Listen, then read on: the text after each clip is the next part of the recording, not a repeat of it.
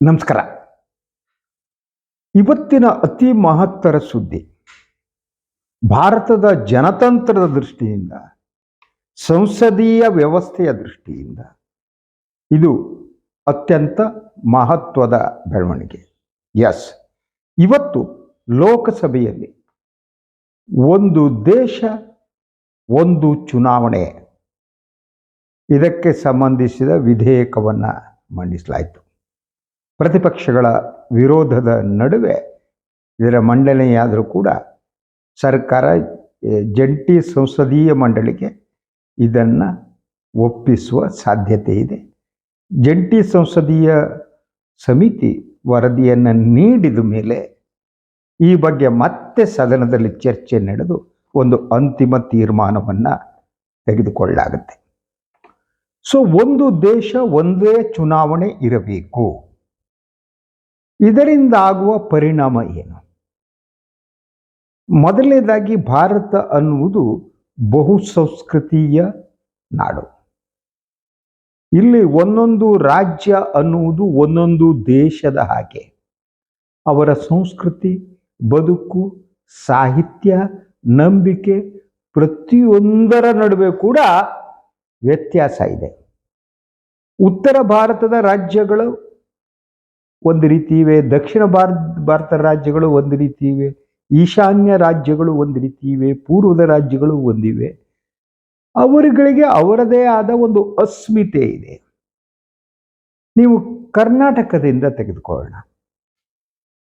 ನಾವು ಕನ್ನಡ ನಾಡಿನ ಜನ ಏನಿದ್ದೇವೆ, ನಾವು ಶೂರರು, ನಾವು ಧೀರರು, ನಾವು ಸ್ನೇಹ ಸಂಪನ್ನರು, ನಾವು ಪರಧರ್ಮ ಸಹಿಷ್ಣುಗಳು.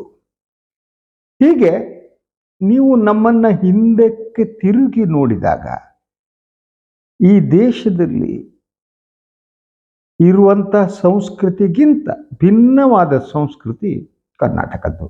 ಅದೇ ರೀತಿ ತಮಿಳುನಾಡು.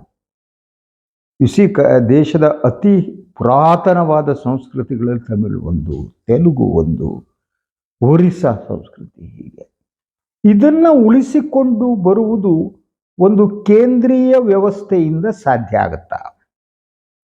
ದೆಹಲಿಯಿಂದ ಕುಳಿತು ಕರ್ನಾಟಕದ ಬಗ್ಗೆ ತೀರ್ಮಾನ ಕೈಗೊಳ್ಳುವ, ತಮಿಳುನಾಡಿನ ಬಗ್ಗೆ ತೀರ್ಮಾನ ಕೈಗೊಳ್ಳುವ ಒಂದು ವ್ಯವಸ್ಥೆ ರೂಪಿತವಾಗ್ತಿದೆ.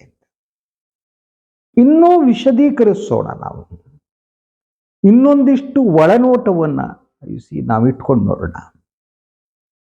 ಮೊದಲನೇದಾಗಿ, ಈ ರಾಷ್ಟ್ರ ಮಟ್ಟದ ಚುನಾವಣೆ, ಲೋಕಸಭೆ ಚುನಾವಣೆ ನಡೆಯುವಾಗ ಅದರ ಜೊತೆಗೆ ರಾಜ್ಯಗಳ ಚುನಾವಣೆಯು ನಡೆದರೆ ಏನಾಗುತ್ತೆ?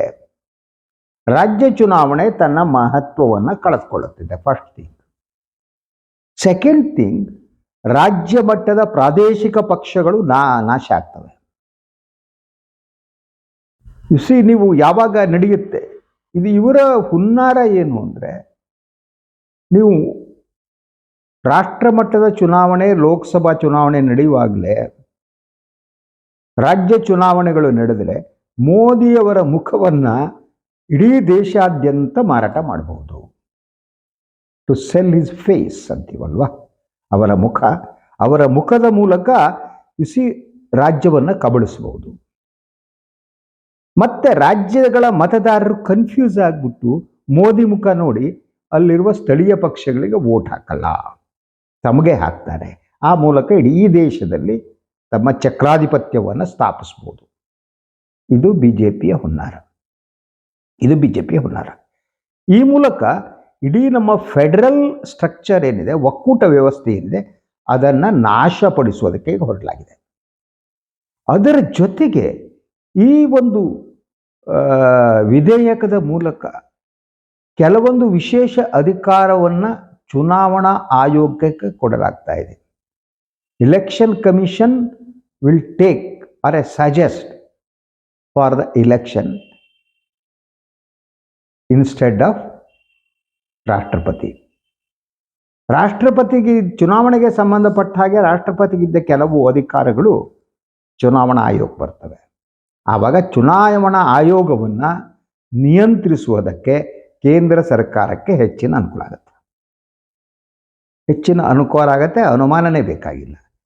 ಈಗಾಗಲೇ ಚುನಾವಣಾ ಆಯೋಗ ಅದು ಯಾವ ರೀತಿ ಇದೆ, ಯಾವ ನಿಯಂತ್ರಣದಲ್ಲಿದೆ ಅನ್ನೋದು ಎಲ್ಲರಿಗೂ ಗೊತ್ತಿರುವಂಥ ವಿಚಾರ.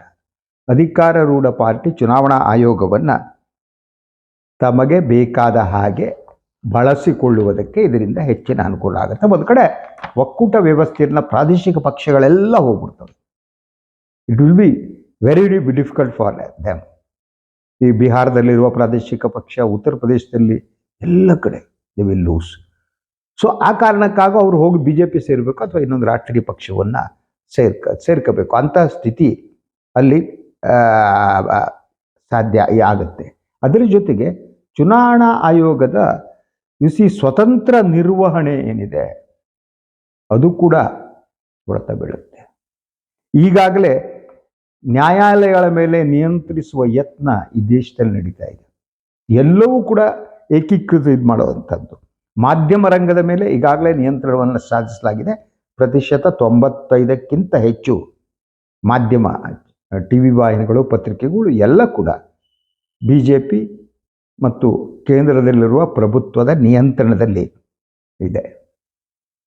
ಸೊ ಹೀಗೆ ಪ್ರತಿಯೊಂದನ್ನು ಕೂಡ ನಿಯಂತ್ರಣಕ್ಕೆ ತೆಗೆದುಕೊಳ್ಳುವುದು. ಈಗಾಗಲೇ ರಾಜ್ಯ ಸರ್ಕಾರಗಳನ್ನು ಏನಿವೆ, ರಾಜ್ಯ ಸರ್ಕಾರಗಳು ಸ್ವತಂತ್ರವಾಗಿ ಕಾರ್ಯನಿರ್ವಹಿಸುವುದಕ್ಕೆ ಸಾಧ್ಯವಾಗದಂತೆ ರಾಜ್ಯಪಾಲರ ಮುಖಾಂತರ ಈಗಾಗಲೇ ಕೇಂದ್ರ ಸರ್ಕಾರ ಆಟ ಆಡ್ತಾ ಇದೆ.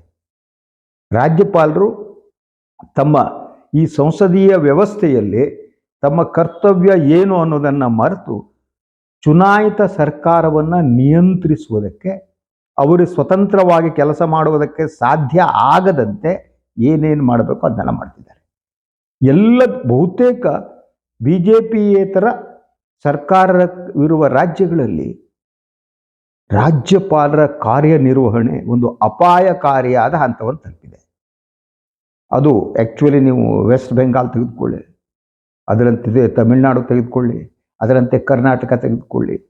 ಸೊ ಈ ರಾಜ್ಯಪಾಲರ ಹುದ್ದೆ ಏನಿದೆ ಅದರ ದುರುಪಯೋಗವನ್ನು ಪಡಿಸ್ಕೊಳ್ತಾ ರಾಜ್ಯಗಳಲ್ಲಿ ಯಾರು BJP ವಿರೋಧಿಯಾದ ಪಕ್ಷಗಳಿವೆ ಅವರನ್ನು ನಿಯಂತ್ರಿಸುವ, ಅವರನ್ನು ಆಟವಾಡಿಸುವ, ಅವರನ್ನು ಮಣಿಸುವ, ಅಲ್ಟಿಮೇಟ್ಲಿ ಅವರನ್ನು ಅಧಿಕಾರದಿಂದ ತಳ್ಳುವಂಥ ಕೆಲಸ. ಅದರ ಜೊತೆಗೆ ನಮ್ಗೆ ಗೊತ್ತಿದೆ ಈಗಾಗಲೇ ಹಲವು ರಾಜ್ಯಗಳಲ್ಲಿ BJP ಮತ್ತು BJPಗೆ ಅಬ್ಸಲ್ಯೂಟ್ ಮೆಜಾರಿಟಿ ಬರೆದಿದ್ದ ಸಂದರ್ಭದಲ್ಲಿ ಜನರ ತೀರ್ಮಾನವನ್ನು ಬುಡಮೇಲು ಮಾಡುವುದು, ಅದರಲ್ಲಿ ಹಲವರನ್ನ ಖರೀದಿಸಿ ಅವ್ರನ್ನ ಮಂತ್ರಿಗಳನ್ನಾಗ್ಬಾರ್ದು. ಮಹಾರಾಷ್ಟ್ರದ್ದು ಗೊತ್ತಿದೆ ನಮಗೆ, ಹಲವು ಮಹಾರಾಷ್ಟ್ರ, ಗೋವಾ, ಬೇಕಾದಷ್ಟು ಮಧ್ಯಪ್ರದೇಶದಲ್ಲೂ ಹಾಗೆ ಆಯಿತು, ಕರ್ನಾಟಕದಲ್ಲಿ ನಡೀತು. ಇಂತಹ ಯತ್ನ ನಡೀತು. ಅಂದರೆ ಎಲ್ಲವನ್ನ ಕೂಡ ಈಗ ದೆಹಲಿ ನಿಯಂತ್ರಿಸ್ತಾ ಇದೆ. ಈ ಒಂದು ದೇಶ ಒಂದು ಚುನಾವಣೆ ಅನ್ನೋದೇನಿದೆ ಇದು ಕೂಡ ಎಲ್ಲವನ್ನ ದೆಹಲಿಯಿಂದ ನಿಯಂತ್ರಿಸುವ ಯತ್ನದ ಇನ್ನೊಂದು ಹೆಜ್ಜೆ.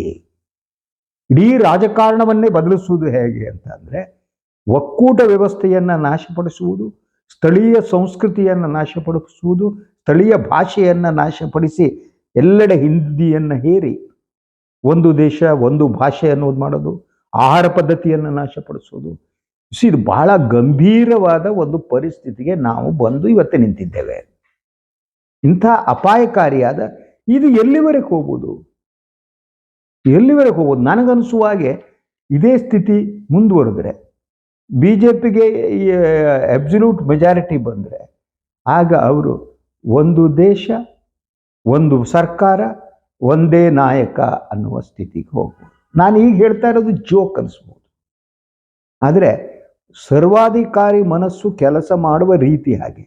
ಒಂದು ದೇಶ ಇದೆ, ಯಾಕೆ ರಾಜ್ಯಗಳೆಲ್ಲ ಒಂದೊಂದು ಸರ್ಕಾರ ಬೇಕು? ಸುಮ್ಮನೆ ವೆಚ್ಚ ಆಗುತ್ತೆ ಅಲ್ವಾ? ಈಗ ಹೇಳ್ತಾ ಇರೋದು ಅದೇನೆ. ಈ ಒಂದು ದೇಶ ಒಂದು ಚುನಾವಣೆಯಲ್ಲೂ ಕೂಡ ಅನಗತ್ಯ ಅವಾಗ ಚುನಾವಣೆ ನಡೀತಿರುತ್ತೆ. ಅಲ್ವೇ ಅಲ್ಲ, ಅದರಿಂದಿರೋದು ಮಹಾ ದುರುದ್ದೇಶ. ಒಕ್ಕೂಟ ವ್ಯವಸ್ಥೆಯನ್ನು ನಾಶಪಡಿಸುವುದು, ಮುಗಿಸುವುದು ಹಾಗೂ ಸ್ಥಳೀಯ ಪ್ರಾದೇಶಿಕ ಪಕ್ಷಗಳನ್ನು ಮುಗಿಸುವುದು ಅಂತ. ಇನ್ನು ಮುಂದೆ ಹೋದರೆ ಇಂಥ ಸ್ಥಿತಿ ಬರೋದು, ಒಂದು ದೇಶ ಒಂದು ಸರ್ಕಾರ ಒಬ್ಬನೇ ನಾಯಕ ಸಾಕು. ಯಾಕೆ ರಾಜ್ಯಗಳಿಗೆಲ್ಲ ಬೇಕು? ರಾಜ್ಯಗಳನ್ನೆಲ್ಲ ನಾವು ಈಗಿಂತ ಇನ್ನೊಂದು ಸ್ವಲ್ಪ ರಾಜ್ಯಪಾಲರಿಗೆ ನಿಯಂತ್ರಣ ಮಾಡಿ ನಡೆಸ್ಕೊತೀವಿ, ಸಾಕು. ಯಾಕೆ ಚುನಾವಣೆ ನಡೆಸಬೇಕು? ವೆಚ್ಚ. ಸೊ ಅದರ ಜೊತೆಗೆ ಒಟ್ಟಾರೆಯಾಗಿ ಒಂದೇ ಪಕ್ಷ ಸಾಕು, ಯಾಕೆ ಬೇಕು 2-3 ಪಕ್ಷ? ಕಾಂಗ್ರೆಸ್ ಮುಕ್ತ ಭಾರತ ಅನ್ನುವ ಒಂದು ಘೋಷಣೆಯನ್ನು ಏನು BJP ಸಂಘಪರಿ ಅವ್ರ ಉದ್ದೇಶ ಅದೇ ಆಗಿತ್ತು. ವಿರೋಧ ಪಕ್ಷಗಳು ಇರಲೇ ಕೂಡದು, BJP ಮಾತ್ರ ಇರಬೇಕು. ಅದಕ್ಕೆ ಅವರು ಕಾಂಗ್ರೆಸ್ ಮುಕ್ತ ಭಾರತ ಅಂತ ಹೇಳ್ಕೊಬಂದ್ರು ನೋಡಿ, ಅದ್ರ ಉದ್ದೇಶ ಅಷ್ಟೇ.